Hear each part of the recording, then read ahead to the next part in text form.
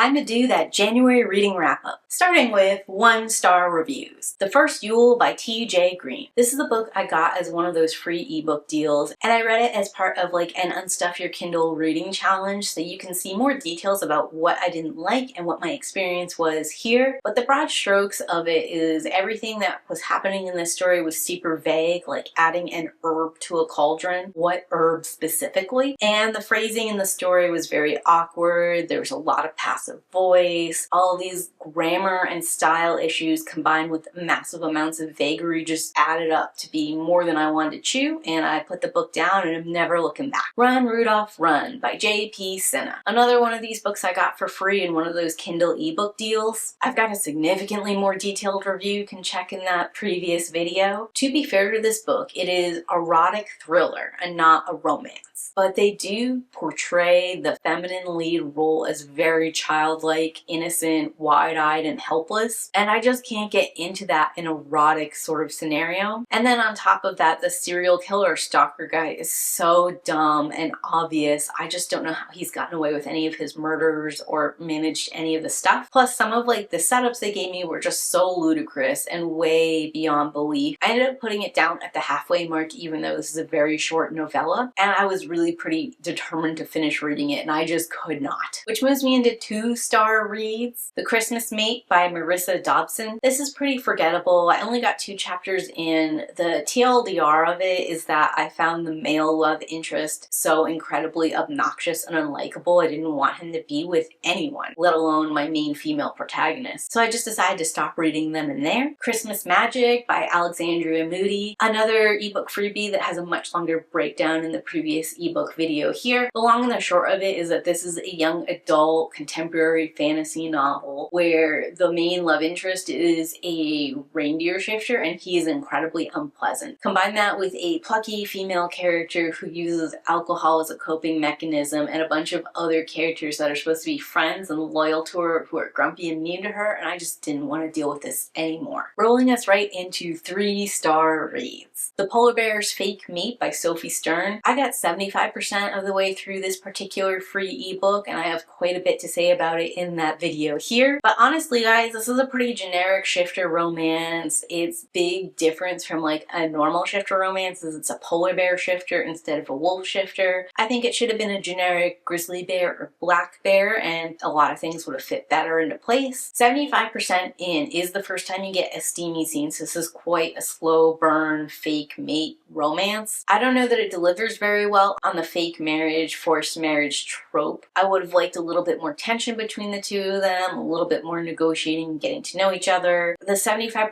DNF is because I didn't know what else we could have done once the two of them got together. Like, oh, the fake marriage is now a real marriage. Okay, moving on. 4-star reads. The Indifferent Stars Above by Daniel James Brown. This is a nonfiction book that recounts the tragedy of the Donner Party, specifically from Sarah Graves' perspective. And it's really cool because besides having a lot of research about the settler times in general and about the actual trail from beginning to end and not just the tragedy of the Donner Party, and also like fulfilling on what happened to the survivors and how they lived after this tragedy, the author has physically walked and gone to as many places as possible on this trail during the season that these immigrants would have experienced it, so we can get a little bit of a first-hand account of what traveling the road might have been like. Adds an extra layer of like vivid description to this book. It's one I read specifically as part of the Weirdo Book Club, and I do think it's like a perfect January, February read because the Donner Party goes south in probably about November and the horrors last through February, March. I think this is a great book if you want to learn more about the Donner Party and don't know much about it, or even if you're pretty familiar with the Donner Party and you just want to get like a more in-depth play-by-play look of what things were like at the time and what happened to these characters before and after this tragedy. Also, besides it being like nice to read seasonally this time of year, I think it's great because there are so many parallels about what is happening in pioneer times to things that are happening now And at the same time, there's this difference that makes me feel so happy and like grateful to be alive now and not alive then. With things feeling very uncertain in my world around me right now, sometimes it's just nice to have that sense of gratitude and to know that things are better now than they ever have been before. I listened to this book on audio versus reading it. They have a great audio narrator. There are so many people and places that are mentioned in the story. You do get a little lost in the sauce about who's who. And personally, I plan to be listening to this one again at another point in the year because I would like to take a few more detailed notes and like have better understanding of exactly what happened to whom at the right time. Like, I just let the audio and the narration wash over me, and there were names that through repetition I picked up, but I would like a little more certainty than that. Next is going to be Reiki Healing for Beginners by Karen Gray. So for me, something I'm trying to do this year is to be more mindful and to do more meditation, and what comes hand in hand with that is my Reiki training. I am a Reiki 3 master, but it's been a very long time since I've been involved in the practice. I do think it really helps with my meditation and mindfulness, so I just sort of wanted to like jumpstart that. And this book specifically said it was a step-by-step guide for 21 days of Reiki, and I thought like it only takes 30 days to make a habit, so 21 days is a great inroad to that. As far as overall information in this book goes, I think it's pretty solid. It's decent for beginners or like a good refresh if it's been a couple years. I did find the book lacking in like the workbook 21 day step-by-step part. Like, arguably it gave me techniques and meditations and stuff that I could do, but I would have really liked it if it had been like day 1 do this, day 2 do this, and like done that and then given me a space for reflection and notes and like worked me through each one of the techniques and like sort of and elaborating from easiest, least time to more intense, maybe done daily routines with like one weekly longer routine, you know, that kind of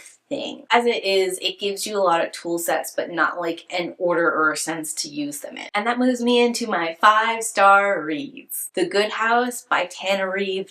Apologies because I think I just said that name terribly wrong. This story is so much. Like, it is so long and it covers several generations of this family, and it's locked in place and time and family, and all of it is like weaving together and doing so many interesting things in such an interesting and dynamic way. I just really enjoyed it. If I had one complaint, it's that the first third of it is very slow. It's not slow in that it was unengaging, like something pretty traumatic happens very early into the book, and that sort of drives you and keeps you listening and reading. To a certain degree, this story was sold to me as a supernatural, haunted house, haunted family, haunted land kind of story, and we take a long time unraveling that. It's satisfying, it's worth the read, that's why it's here at 5 stars, but it is a very slow burn. As far as like the horror and the tragedy goes, it has some serious gut punches. This story is not one that's holding back. I was really sad about several of the things that happened in this story, and that's not something I can usually say about horror stories. Usually it's like a fun little ride and you're just here to watch the kills, but these were sad and sometimes unexpected and intense and heavy. And I think that's a lot about what you could say about the book as a whole. The style of writing, the craftsmanship, the skill of the way the story is told is sort of unparalleled. I think if you like any form of supernatural horror, especially haunted houses or generational horror, this is one that you must read. It's intense and it's good, and I have so many thoughts and notes and stuff that I sort of wrote in the margins and that I'm still thinking about and chewing on. I cannot give too much information about the story away because I think it's better you go and experience it, but this is definitely one for my horror fans to pick up and read. And that's going to be everything I read this past January. I feel like this is a little shorter than some of my other wrap-ups have been, but January was kind of a slow start month for me. I had several big editing projects on the docket that kind of took away from my reading time. But talk to me in those comments down below. Did you have a favorite read this past month? And as always, keep reading.